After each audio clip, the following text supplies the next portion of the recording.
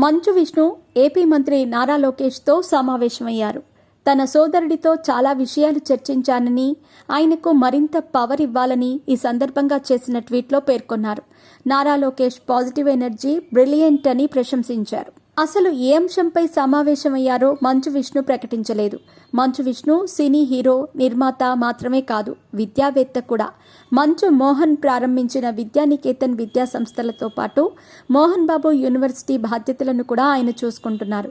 ఈ క్రమంలో ఎంబీయూ పని మీదనే నారా లోకేష్తో సమావేశమయ్యారని భావిస్తున్నారు. ముఖ్యంగా ప్రభుత్వం నుంచి రావాల్సిన ఫీజు రీయింబర్స్మెంట్ నిధుల కోసం ఆయన నారా లోకేష్ను కలిసి ఉంటారని భావిస్తున్నారు. నారా లోకేష్ విద్యాశాఖకు మంత్రిగా ఉన్నారు. గత ప్రభుత్వం ఫీజు రీయింబర్స్మెంట్ కాలేజీలకు ఇవ్వలేదు. విద్యార్థి తల్లిదండ్రుల ఖాతాల్లో జమ చేసింది. వారు కాలేజీకి కట్టాల్సి ఉంది. ఇలా చేయటం వల్ల చాలా వరకు విద్యార్థులు ఫీజులు కట్టలేకపోయారు. అదే సమయంలో 3 త్రైమాసికాలుగా వైసీపీ ప్రభుత్వం ఆ విద్యార్థుల తల్లుల ఖాతాల్లోనూ ఫీజు జమ చేయలేదు. దాంతో వారు సొంతంగా కట్టుకోవాల్సి వస్తోంది. ఇలా చేయటం వల్ల చదువు అయిపోయిన వారి సర్టిఫికెట్లు కూడా కాలేజీ వద్దనే ఉంటున్నాయి. ఫీజులు చెల్లించి తీసుకెళ్లాలని అంటున్నాయి. ఇలాంటి ఫీజుల భారం ఎక్కువగా ఉండటంతో తన కాలేజీకి రావాల్సిన వాటిని ఇప్పించాలని కోరుతూ మంచు విష్ణు నారా లోకేష్ను కలిసినట్టుగా తెలుస్తోంది.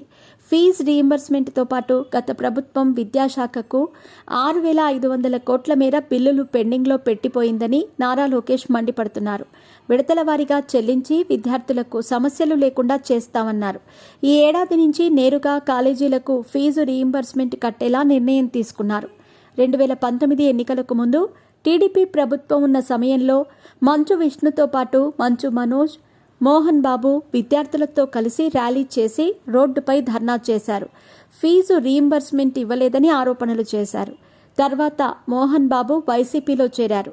ఈ ధర్నాపై ఎన్నికల నిబంధనల ఉల్లంఘన కింద కేసులు కూడా నమోదయ్యాయి.